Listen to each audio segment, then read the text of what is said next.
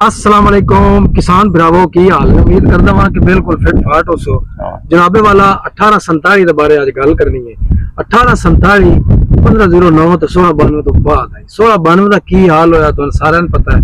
30-35 मान तो उत्ते किदाई भी नहीं गई जनाब एवरेज उसकी। आज जनाब 1847 के बारे तुहानू दसना है कि 1847 कीता की है साडे नाल।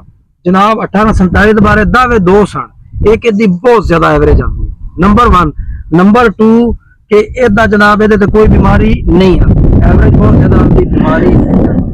दो गल्लां असी अज इस खड़ोते खेत दे विचों साबित करनियां ने तुहाडे नाल शेयर करनियां ने कि आया कि वाकई इंज होया या नहीं होया। जनाबे वाला मेरे कोल पिछे ए जिहड़ा खेत तो नजर आ रहा है 1847 का। अज तारीख है 17/10/2023। जनाबे वाला आज तो पिछे 2 दिन अगर जाइए ते इतनी बारिश हुई है, इतनी हवा आई है कि मैं तुहानू दस नहीं सकता। सरगोदा दे विचों मैं गल कर रहा। पिछे खेत तुहाडे सामने है।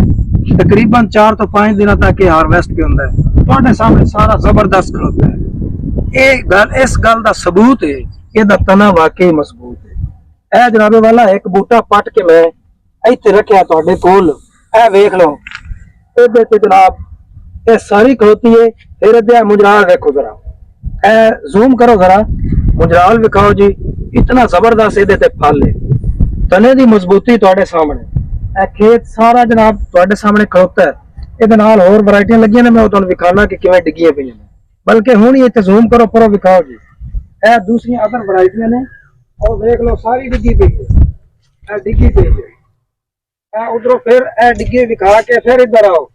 मैं साबित करना चाहता वहां सजनों के इसका तना मजबूत है। और जो पूसा यूनिवर्सिटी दावा किया कि तना मजबूत है, वाकई मजबूत है जनाबे वाला। ये नहीं डिगी। एक चीज साबित हो गई। उस तो बाद 5 तो 6 दिन तक साड़ी हारवेस्ट होनी है जनाबे वाला। पूसा यूनिवर्सिटी का यह दावा है कि यह जनाब 80 मन तो ज्यादा एवरेज देंदी है। साडा एक 6 कनाल का प्लाट 62 मन दे चुका जे। 6 कनाल का प्लाट उस हिसाब जनाब 84 85 80 तो क्रॉस हो चुकी है। इंशाल्लाह 6-7 दिन बाद इदा भी तुहानू शेयर करांगे कि इन्हें कितनी दी है। उस तो बाद जनाब ये एवरेज की गल हो गई। एवरेज इन्हें क्यों नहीं देनी। ऐ जरा टिलरिंग देखो ना जनाब। ऐ टिलरिंग जनाब मैं पीछे चैनल ते वीडियो पई है। वीडियो इस गल का सबूत है, कैमरा झूठ नहीं बोलता। 74 तो 75 टिलर जनाबे वाला इस दे एवरेज मौजूद ने।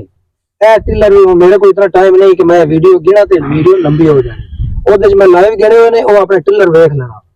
जदों एक बूटे दे विच इतने टिलर होण 70 तो 80 ते फिर हर टिलर ते मुजराल दी पोजीशन वेखो। ए वेखो जनाब मुजराल दी जरा पोजीशन वेखो। मैं चाहांगा कि तुसी अगे आओ ना जरा। इत्थे आओ जिथे मैं मुजराल चेक करा रहा हूं उत्थे तुहाडा कैमरा होना चाहिए। सर ए वेखो अगर मैं इस बूटे नूं पकड़ा, ए वेखो मुजराल जनाब मेरे हाथ विच। अगे आ जाओ। ए वेखो ना जरा इतनी जबरदस्त मुजराल। अगे आ जाओ। तुसी कहोगे सजनों कि जिथे ज्यादा मुजराल है तो चेक करा रहा है। अगे आओ। कैमरामैन रिक्वेस्ट करेगा कि जरा अगे आ जाओ। पूरा खेत दिखाओ। ए देखो जनाब इतने आ जाओ। ए मुजराल दिखाओ जरा। ए बूटा है देखो ब्लैक लीफ नजर ही नहीं आ रहा जनाब। चावल ही चावल जनाब। ये चीज साबित कर दी है कि 80+ जाएगी इंशाल्लाह। मैं लाइव शेयर करांगा इतिहास वास्ते। अगे आ जाओ। ए दिखाओ। ए देखो माशाल्लाह चावल ही चावल जनाब वाला। ये गल इत्थे मुक गई। उस तो बाद जनाब इस पोजीशन पे जेड़े माहिर ने मुंजी दे हफ्साबाद जोन ऑफ राइस उतों का अगर कोई बंदा मेरी वीडियो देख रहा है तो मौजूदा पोजीशन पे वो बंदा पहचान लवेगा कि इससे कोई बीमारी आया है या नहीं है। लेकिन यूनिवर्सिटी का यह दावा सी कि इहदे कोई बैक्टीरिया नहीं आता, ना बैक्टीरियल ब्लास्ट है ना बैक्टीरियल ब्लाइट है। कोई बीमारी नहीं आई जनाबे वाला। तुहाडे सामने सारी फसल मौजूद है।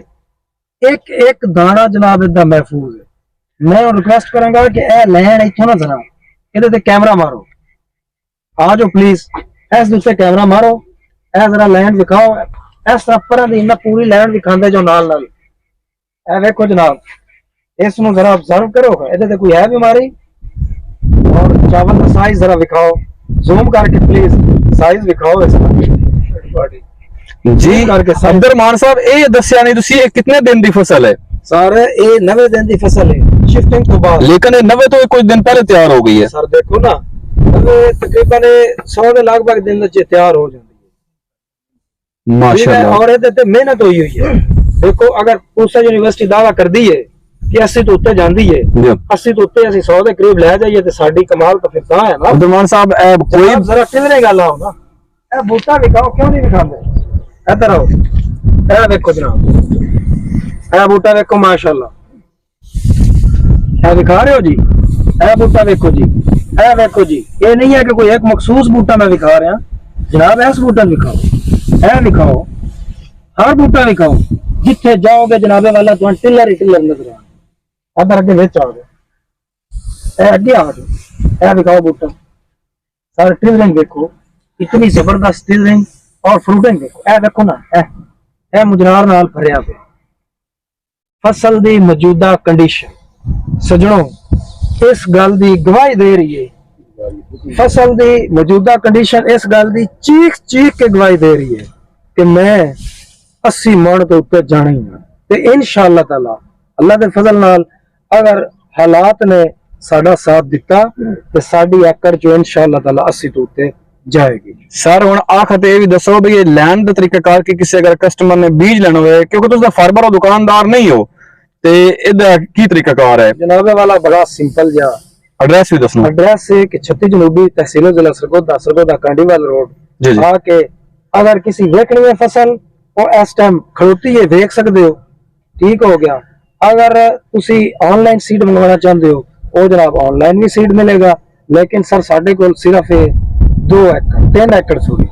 साडे कोल महदूद जिहा सीड है इस वास्ते जिन्ना भरावां नूं 1847 चाहिए जनाबे वाला टाइम 1847 लो जी दोस्तों कुछ दुकानदार रब्ता कर रहे हैं कि असि जी बीज इकट्ठा चाहना चाहते हो बेहतर है कि तुसी आप आके ले लो अगर दुकानदार दे हाथ सीड चला गया तो फिर थाना इस रेट ते नहीं लगना बिल्कुल मुनासिब जो रेट ते मिल जाएगा इंशाल्लाह साडे नाल कांटेक्ट करन बुकिंग करवा लें या फिर आके खुद ले जान और या फिर ऑनलाइन मंगवा लें साडे तकरीबन अल्हम्दुलिल्लाह 99% जेडी है ना वो डिलीवरी है 1847 ने जनाब कमाल कर दिता है एक बारी ना ये देखो जी माशाल्लाह फसल किधर दिखाओ जनाब सर फल देखो ना टिलरिंग दा जबरदस्त है ए देखो किधर देखो सर है देखो देख लो आगे आओ इस साइड दे मान नहीं सकता क्योंकि पक्की फसल है खराब होनी है ए देख फिर जनाब कादा कहंदे ने ए देख लो मैं बूटा फट के रखवा है बड़ा ना जबरदस्त जायज़ा कर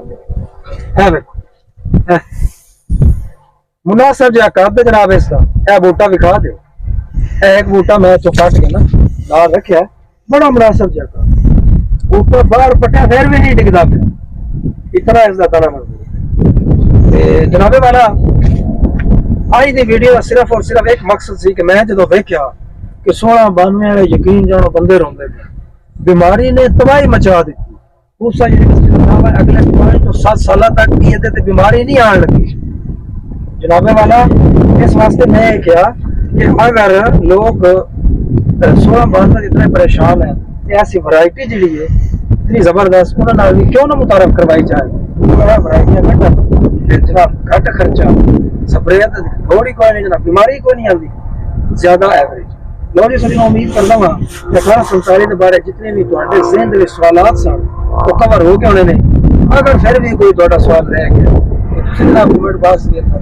आके सवाल अपना पूछो इंशाअल्लाह ताला मैं कोशिश करांगा कि उसका जवाब इस वीडियो में इतना ही सी तुहानूं पता चंगियां वीडियो तुहाडे नाल शेयर करते हैं उनकी वीडियो तक जो इजाजत चैनल को करो सब्सक्राइब वीडियो को करो लाइक और शेयर और वीडियो तक इजाजत रब रखो अस्सलाम।